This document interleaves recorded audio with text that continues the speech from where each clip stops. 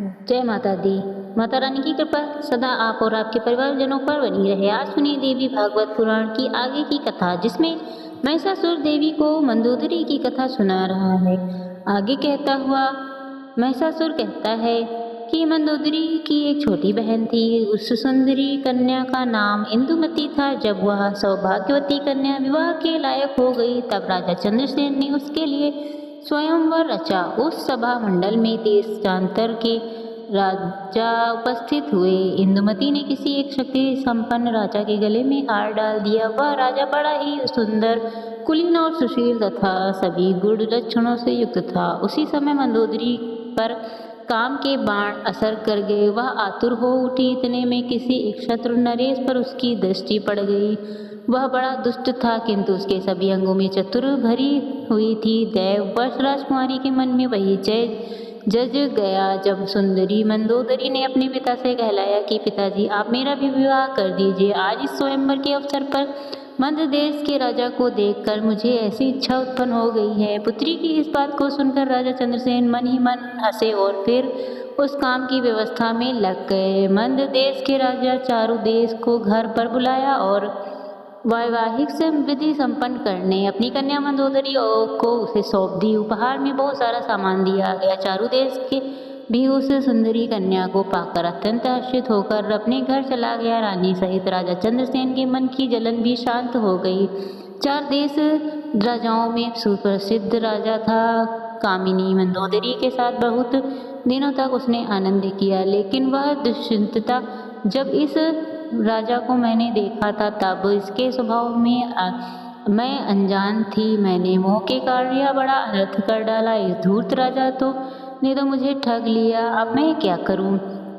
केवल दुख ही मेरे दुख हाथ लगा। यह चारों देश अत्यंत निर्लज्ज और निर्दयी धूर्त है। ऐसे पति के प्रति प्रेम कैसे ठहर सकता है? आज मेरे जीवन को धिक्कार है। आज तक सांसारिक सुखों से मैं विरक्त थी। मुझे जो नहीं करना चाहिए था, वही काम मैंने कर डाला। उसी के परिणाम स्वरूप मुझे यह दुख भोगना पड़ रहा है। अब अगर मैं अपने प्राण त्याग देती हूँ तो यह बहुत बड़ी दुष्ट आत्महत्या हो जाएगी। इसलिए अगर मैं तत्काल अपने पिता के घर चली जाऊँ तो वहाँ भी सुख मिलना असंभव ही होगा, क्योंकि सखियों के लिए तो मैं भी उपहास की सामग्री बन जाऊंगी और इसमें कोई संशय नहीं है। इसलिए विरक्त होकर अब यहीं रहना मेरे लिए परम कर्तव्य है। समय बड़ा बलवान है। इसके प्रभाव से पुनः काम संबंधी सुख का परित्याग आवश्यक हो गया। महिषासुर देवी को आगे बताते हुए कहने लगा कि इस प्रकार सोच समझकर वह नारी मंदोदरी दुराचारी पति के घर पर रह गई। उसका प्रत्येक क्षण शोक और दुख से बीतने लगा। सांसारिक सुख उसके लिए नहीं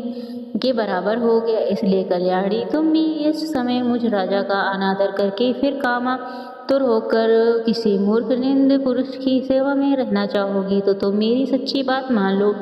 स्त्रियों के लिए यह परम हितकारक है, और अगर तुम ऐसा नहीं करती हो तो तुम्हें अपार शोक का सामना करना पड़ सकेगा। इसमें भी कोई संदेह नहीं। महिषासुर की बात सुनकर देवी ने कहा, अरे मूर्ख, अब तू पाताल भाग जा या फिर मुझसे युद्ध कर। मुझे मारने के बाद संपूर्ण असुरों का वध करके मैं सुखपूर्वक यहाँ से चली जाऊंगी। दानव जब जब संत पुरुषों पर कष्ट पहुँचाता है, तब तक उनकी रक्षा करने के लिए मैं देह धारण करके प्रकट होती हूँ। दैत्य तो निश्चय समझ में अरूपा और अनजन्मा है, फिर भी देवताओं की रक्षा करने के लिए रूप और जन्म धारण करना मैं स्वीकार कर लेती हूँ। महिषासुर, मेरी वाणी अमोघ है, तू इस पर ध्यान दे। देवताओं की प्रार्थना करने पर तुझे मारने के लिए ही मैं प्रकट हुई हूँ, और मुझे मारने के बाद मैं पुनः अंतर ध्यान हो जाऊंगी। इसलिए तू युद्ध कर या फिर तुरंत पाताल जा कर वहाँ पर असुर रहते हैं चला जा। मैं तुझे मार कर ही डालना चाहती हूँ। मैं बिल्कुल सच कह रही हूँ। व्यास जी कहते हैं, भगवती जगदम्बा के कहने पर महिषासुर हाथ में धनुष लेकर युद्ध करने की इच्छा से युद्ध के मैदान में ही उपस्थित हो गया। उसने तीखे नोक वाले बाणों को कान तक खींचकर तुरंत चलाना आरंभ कर दिया। देवी ने क्रोधित होकर अपने तीखे बाणों से महिषासुर के बाण काट दिए। इसके बाद भगवती जगदम्बा महिषासुर के परस्पर अत्यंत भयंकर युद्ध आरंभ हो गया। देवता और दानव दोनों परस्पर युद्ध विजय के लिए लाल थे। इतने में दुर्धरा आदम का और देवी को लक्ष्य करके तीखे बाण चलाने लगा। वे भयंकर बाण विष में बुझे हुए थे। तब भगवती को क्रोधित अग्नि दधक उठी। उन्होंने चमकीले बाणों से दूत को चोट पहुंचाई, जिससे तुरंत उस दानव के प्राण पखेरु उड़ गए और पर्वत शिखर की तरह वह जमीन पर ढह गया। दुष्ट की मृत्यु देखकर उत्तम अस्त्रों का जानकार त्रिनेत्र आया और उसने 7 बाणों से जगदम्बा पर चोट की। अभी बाण उन पर आ भी नहीं सके थे कि जगदम्बी ने अपने तीखे बाणों से उन्हें काट दिया। साथ ही त्रिशूल से त्रिनेत्र की धज्जियां भी उड़ा दी। त्रिनेत्र इस लोक से चला गया। बस यह देखकर तुरंत अंधक वहां पहुंच गया। उसके पास लोहे की बनी हुई गदा थी। उसने उनसे सिंह के मस्तक पर प्रहार किया। अंधक अत्यंत बलवान योद्धा था, किंतु सिंह ने भी क्रोध में भरकर उसे नोच नसों से चीर डाला और उसका मांस खाने लगा। इतने में राक्षस युद्ध के मैदान में आ गया। यह देखकर महिषासुर के आश्चर्य की सीमा नहीं रही। उसने देवी को बाणों का लक्ष्य बनाया और बाणों के अपने शरीर पर आने से पहले ही देवी ने उन तीखों बाणों से उन सबके टुकड़े टुकड़े कर दिए और फिर गदा की जोर से उसकी छाती में चोट पहुंचाई। देवताओं के लिए कंटक स्वरूप यह दैत्य महान नीच था। गदा की चोट लगने से उसे मूर्छा आ गई और फिर पीड़ा सहन करके वह तुरंत युद्ध भूमि में आ पहुंचा।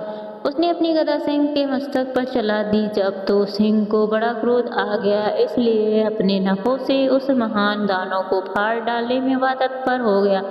तब महिषासुर भी पुरुष की आकृति त्याग कर सिंह बन गया और उसने देवी के मत वाले सिंह को नखों से चीरने की कोशिश शुरू कर दी।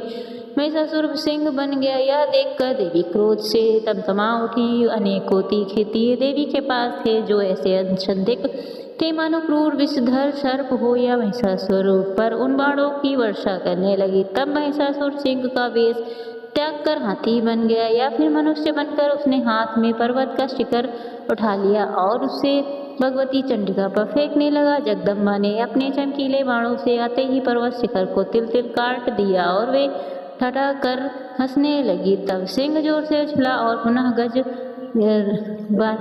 बने हुए महिषासुर के मस्तक पर विराजमान होकर अपने नखों से उसे फाड़ने लगा। इतने में महिषासुर हाथी का रूप त्याग कर अत्यंत बलवान और भयंकर बन गया और कुपित होकर देवी के सिंह को मारने का प्रयास करने लगा। उस दानव को शरभ वेशधारी देखकर देवी क्रोध में भर गई। उन्होंने झट तलवार से उसके मस्तक पर आघात किया। उस दानव ने भी देवी पर चोट की। अब दोनों में अत्यंत भयंकर युद्ध होने लगा।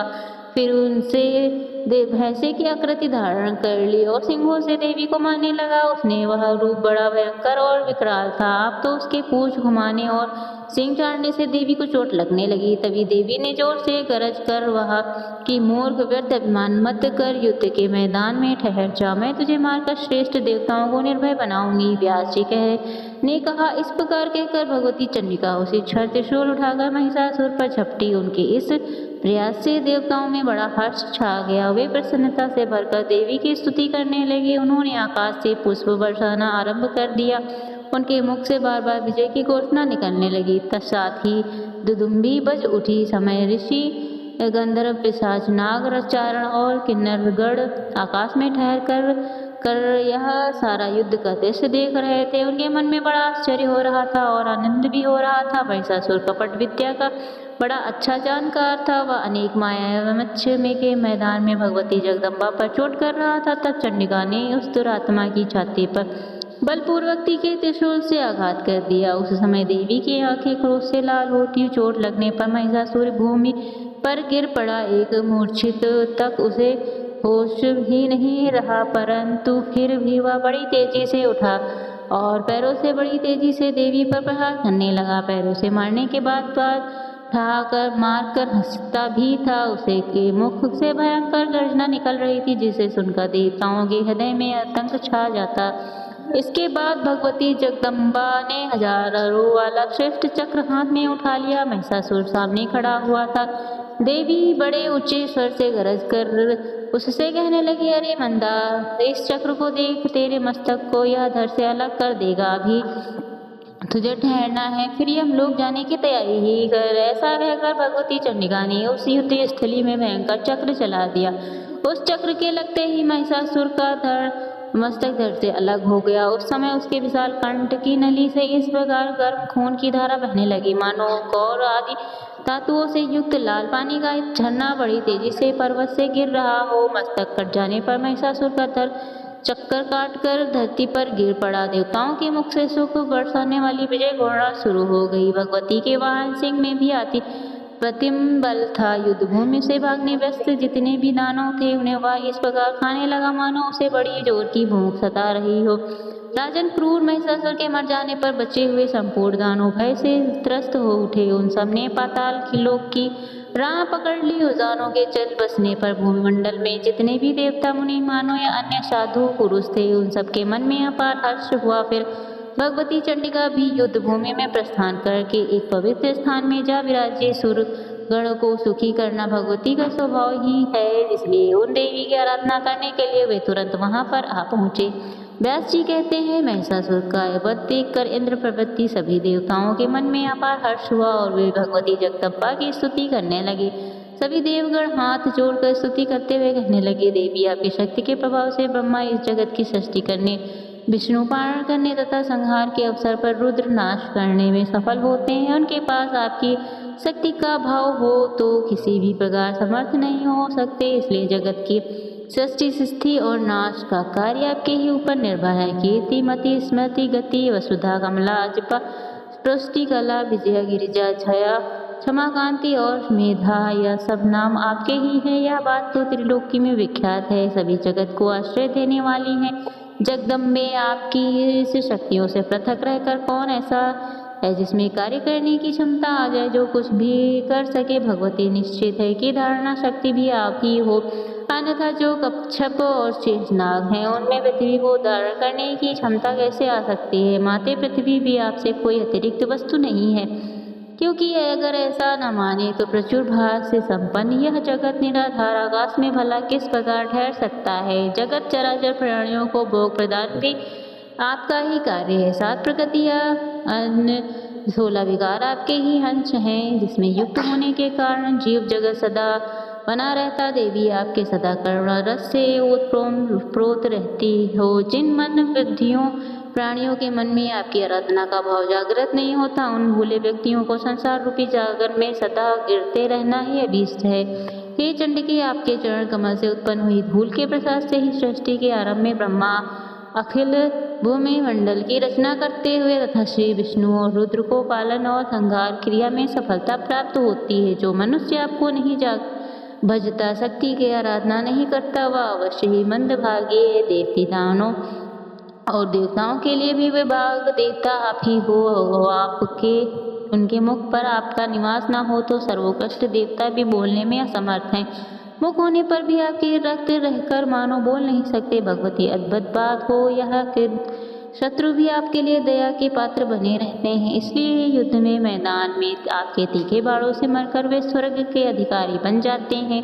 यह महिषासुर महान निर्दयी था, आपने इसे मारकर इन देवताओं की रक्षा की है। हे जननी, हम मंद बुद्धि जन आपकी महिमा कैसे जान सकते हैं। आपकी गति को यथार्थ रूप में जानने से में तो वेद भी असमर्थ है। हे प्रसिद्ध प्रभाव वाली अंबिके, आपके जगत में महान कार्य किया, जो इस दुरात्मा शत्रु के प्राण हर लिए। यह संसार का अंचित कांटा था, इस कार्य जगत में अवश्य ही आपकी कीर्ति फैली है। आप कृपा पूर्वक आप हमारी रक्षा करो। व्यास जी कहते हैं, इस प्रकार देवताओं की स्तुति करने पर देवी ने मधुर स्वर में उनसे कहा, आदरणीय देवताओं, इनके अलावा जो कोई भी दुस्साध्य कार्य हो तो उसे बताओ। जब जब देवताओं के सामने कोई अत्यंत दुर्घट कार्य उपस्थित हो जाए तब मुझे याद करना चाहिए, मैं शीघ्र तुम्हारा संकट दूर कर दूंगी। देवताओं ने कहा, देवी, यह महिषासुर हमारा घोर शत्रु था और आज आपके हाथ से काल का ग्रास बन गया, इससे हमारे सभी कार्य संपूर्ण हो गए हैं। जगदम्बे, अब आप अपने प्रति हमारी ऐसी विचुल भक्ति स्थापित कर दो जिसके परिणाम स्वरूप हमारे द्वारा निरंतर आपके चरण कमलों का स्मरण होता रहे। केवल माता ही ऐसी है जो हजारों अपराधों को सदा सह सकती है। इस बात को जानकर मनुष्य, आप जगत माता की उपासना क्यों नहीं करते। इस देह रूपी वृक्ष पर 2 पक्षी विराजमान हैं, जिनमें निरंतर संख्य भाव वर्तमान रहता है। तीसरा कोई सखा नहीं जो अपराध क्षमा कर सके, इसलिए अपने परम सुख पूर्वक परमेश्वरी को छोड़कर जीव किसकी कृपा से कल्याण प्राप्त कर सकेगा। देवताओं या फिर मानवों में भी वह प्राणी पापा आत्मा मंदभागी और अधम है, जो अत्यंत दुर्लभ देह धारण करके भी आपके भजन भाजन से विमुख है। मन में वाणी और कर्म से बार बार दोहरा कर यह सत्य कह रहे हैं, देवी सुख अथवा दुख प्रत्येक परिस्थितियों में आप ही हमारे लिए अद्भुत शरण हो। आपने संपूर्ण आयु द्वारा हमारी निरंतर रक्षा करो। आपके चरण कमल को